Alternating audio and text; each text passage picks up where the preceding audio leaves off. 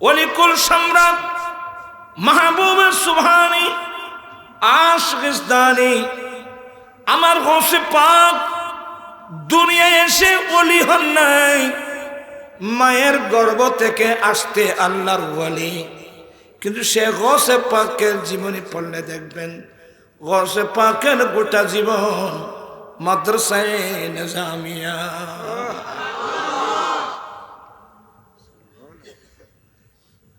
শেখ মুহাক্কিক দেলভী তার বিখ্যাত কিতাব আখবারুল আখিয়ারে নকল করেন, গৌসে পাকের কাছে প্রশ্ন করা হলো, হুজুর আপনি যে আল্লাহর ওলি, এই মসলাটা কখন জানলেন, কিভাবে জানলেন?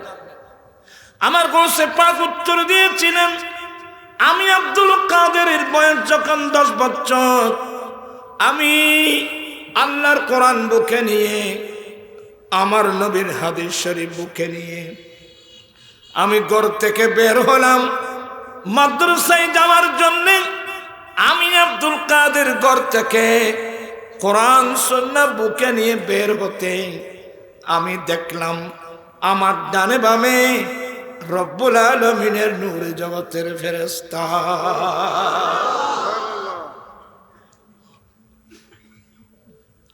আমি দেখলাম গৌসে পাক 10 বছর বয়সে এই কুফালের চোখে ফেরেশতা চোখে দেখছেন। এই ফেরেশতাগুলো আমাকে নিয়ে মাদ্রাসায় যাচ্ছিলেন। আমি যখন ক্লাসে পৌঁছে গেলাম দেখলাম আমার ক্লাসমেট ক্লাসের মধ্যে বসে আছে। একজন ফেরেশতা ডাক দিয়ে বলে, এই মাদ্রাসার ছাত্র, তোমরা এখনো বসে আছো? আরে আল্লাহর ওলি আসছে, বসার জায়গা করে দাও। আমার গৌসে পাক বলেন, সেদিন থেকে আমি জানলাম আমি আল্লাহর একজন ওলি। আমার ভাইরা, আমার গৌসে পাকের গোটা জীবন মাদ্রাসায়, গোটা জিন্দেগিটা মাদ্রাসায়। আমার গৌসে পাক রাদিয়াল্লাহু তাআলা যখন তাফসীর পড়াতেন, আশ্চর্য হয়ে যাবেন আপনাগুলো। আমরা তো ইতিহাস জানি না তো, আর আমরা এগুলো বলি না। গৌসে পাক যখন তাফসীর পড়াতেন, তৎকালীন যুগের মুহাদ্দিস ইবনে জওজি রাহমাতুল্লাহ আলাইহি আসহাবে মুতাশাদ্দিদিনদের মধ্যে একজন, ইবনে জওজি আরেকজন বন্ধু, দুজন মিলে ওই দূরে ক্লাসের মধ্যে বসতেন। দেখি ইনি বাগদাদে আসছেন, গিলানের মানুষ, দেখি কি পড়ায়। গৌসে পাক পড়াচ্ছেন, কোরআনে পাকের একটি আয়াতের তাফসীর করছিলেন। একটা তাফসীর করেন ওই পিছনে বসা মুহাদ্দিস ইবনে জওজি এই বন্ধুর সাথে, এটা আমি জানি। আরেকটা তাফসীর করলেন, বলে এটা আমি জানি। আরেকটা তাফসীর করলেন, বলে এটা আমি জানি। এইভাবে 11টা তাফসীর করেছেন একটি আয়াতের। মুহাদ্দিস ইবনে জওজি বন্ধুকে বলছেন, এগুলো কিন্তু আমি জানি। এগুলোর পরে ওই আয়াতের আরো 40টা তাফসীর করেছেন আমার গৌসে পাক। মুহাদ্দিস ইবনে জওজি, আল্লাহর কসম এগুলো আমি একটিও জানি না। দৌড় দিয়ে জুব্বা টুব্বা ফেরে গৌসে পাকের কদমে গিয়ে লুটে পড়ল।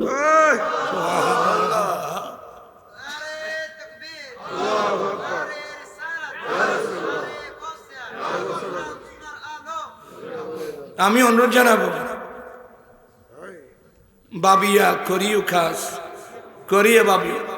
আল্লাহ বলেন, ওয়ামা কাদরুল্লাহ হাক্কা কাদরিহি, এরা তো আল্লাহর কদরদানি করে নাই যেভাবে কদর করতে হবে।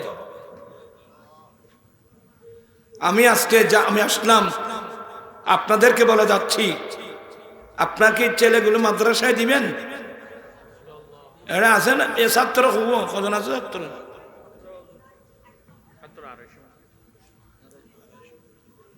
এগুলো হবে না আরো হতে হবে আমি মা বোনদেরকে বলছি আপনারা ছেলে মেয়েদেরকে মাদ্রাসায় পাঠান নিয়ত রাখতে হবে আমি কয়েক জায়গায় বলছি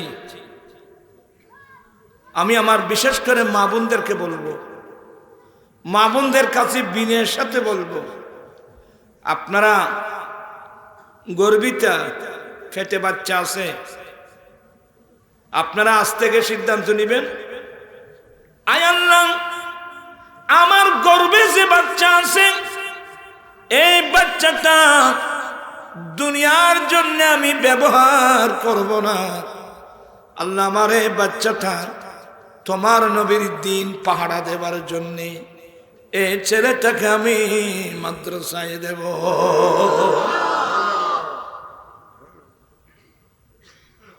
হযরতে ইমরান আলাইহিস সালাম আল্লাহর একজন নবী যার মাদার শরীফ সালালা আমি নিজে কয়েকবার জিয়ারত করেছি অর্থাৎ মরিয়ম আলাইহিস সালামের আব্বা ইমরান আলাইহিস সালাম আল্লাহ কোরআন শরীফে ওনার স্ত্রীর নাম কত সুন্দর করে বর্ণনা করলেন ওয়াইদ ক্বালাত ইমরাতু ইমরানা রাব্বি ইন্নী নাযারতু লাকা মা ফি বাতনি মুহাররারা ইমরান নবীর স্ত্রী মরিয়মের আম্মা হান্না আল্লাহর কাছে মান্নত করলেন আল্লাহ আমার পেটে যে বাচ্চা আছে এটাকে আমি তোমার নামে আজাদ করে দেবার মান্নত করলাম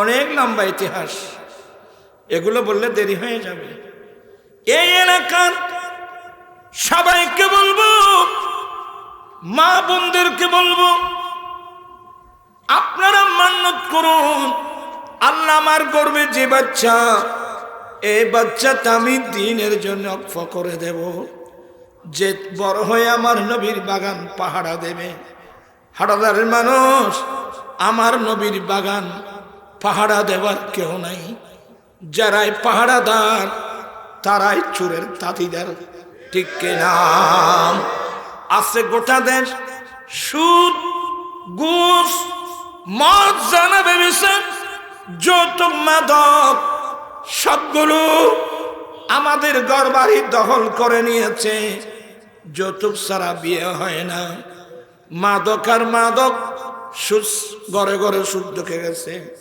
আমার নবীর বাগান তো ধ্বংস হয়ে গেল ও আমার ভাইয়েরা কিয়ামতের মাঠে আমরা কিন্তু নবীর সামনে মুখ দেখাতে পারবো না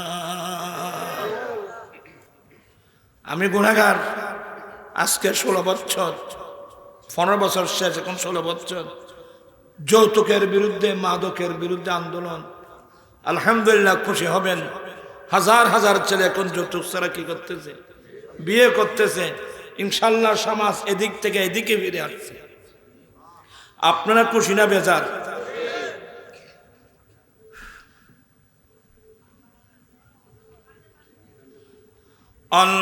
আল্লাহুম্মা সাল্লি আলা সাইয়্যিদিনা নাবিয়িনা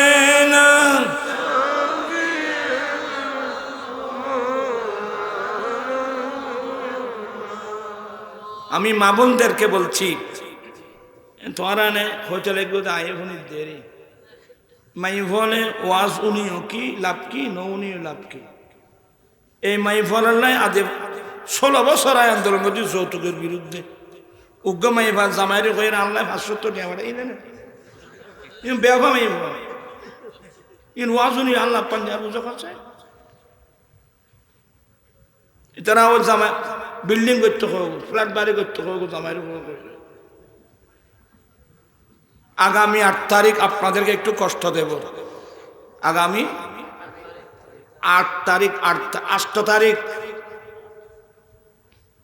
আগামী 8 তারিখ চট্টগ্রাম জাতীয় প্রেস ক্লাবে যতক্ষণ মাদক বিরোধী সেমিনার আপনাদেরকে দাওয়াত দিচ্ছি, একটু যদি সম্ভব হয় যাওয়ার জন্য চেষ্টা করুন। আলহামদুলিল্লাহ, খুশি হবেন। এখন এক পর্যায়ে সমাজ এদিকে ফিরে আসছে আলহামদুলিল্লাহ, যৌতুকের বাদ দিচ্ছে। এখন আমাদেরকে বড় আন্দোলন নামতে হবে কি জানেন? সুদের বিরুদ্ধে। গড় গড় সুদ, মহিলারা পর্যন্ত, অনেক মহিলারা সুদের মধ্যে কি লাগাচ্ছে? টাকা লাগাচ্ছে। আমি আমার মা বোনদেরকে সতর্ক করছি, যে মায়ের পেটে, খোদাই না করুক, কোন মেয়ের পেটে যদি সুদ ঢুকে যায়, মা ফ্যাক্টরিতে নষ্ট হয়ে গেল। ফ্যাক্টরিতে নষ্ট হয়ে গেলে আগামীতে ভালো প্রোডাকশন পাবো কোথায়? আমার নবীর বাগানটা কে পাহারা দেয় মাকে বলেন তো? আমার রাত বেশি হয়ে গেছে, এগুলো অনেক কথা ছিল, কিন্তু আমি আপনাদেরকে বলবো, দুদিন ব্যাপী মাদ্রাসার সালানা জলসা। মাদ্রাসার সালানা জলসা মানে আগামী 1 বছর এই মাদ্রাসা সুষ্ঠুভাবে চালানোর জন্য একটা বাজেট। আমার ভাই সেক্রেটারি সাহেব কি বলল? সভাপতি না,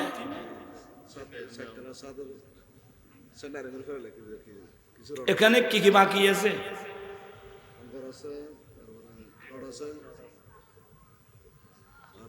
এখানে অনেক ভাইরা আছেন, অনেক মা বোনরাও শুনছেন, প্রজেক্টের মাধ্যমে শুনছেন। এই মাদ্রাসার কিছু অভাব আছে, যার কারণে এখনো 4 তলা 7 ঢালাই করতে পারে নাই।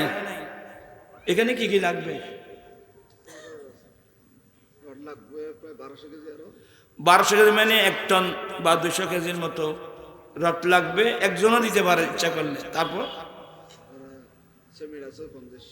কত লাগবে, কটা লাগবে এটা বলবেন। আরো 150-200 ব্যাগ সেমিল লাগবে। আর কি? ইট লাগবে 5000।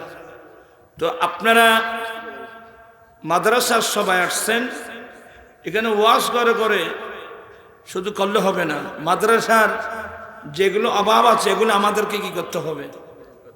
10-এর লাঠি 1-এর বোঝা। 1 টন লোহা নিশ্চয় দিতে পারে এমন ব্যক্তি, সামর্থ্যবান মানুষ এখানে আছে না? অর্ডার নাই?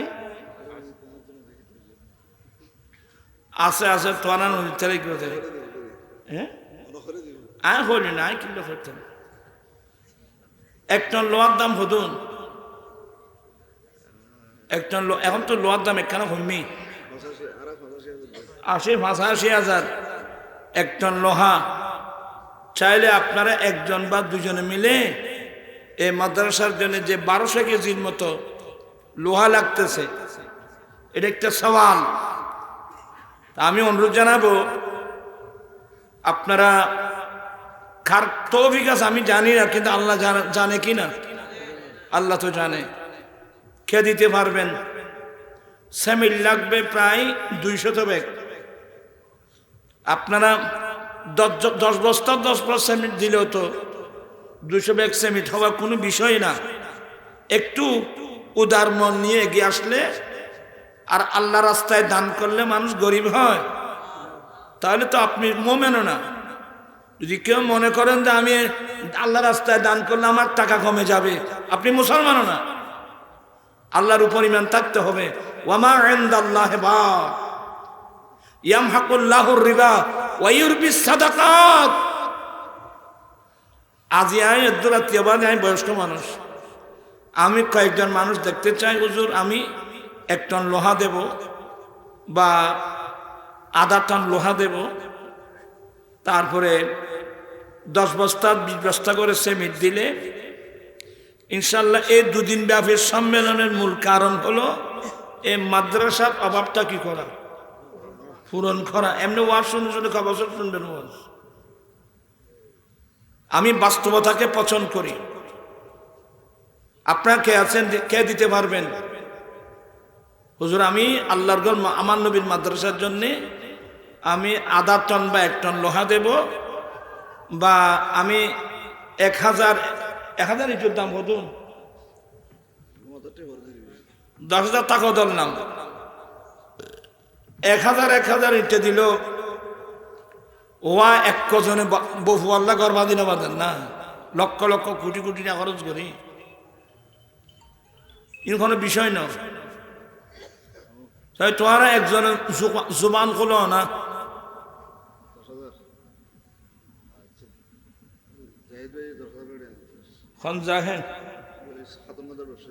দেখেন আমার ভাই একজন খাত এবার এক টন লোহা দিতে হয় না, আখ বলে হয় না, ধরো জানি আখ এক কান তুলবো আর কান এবার দিয়ে দিয়ে কাগজে লাগবে, আখ বলে এক টন লোহা দিবেন নাই।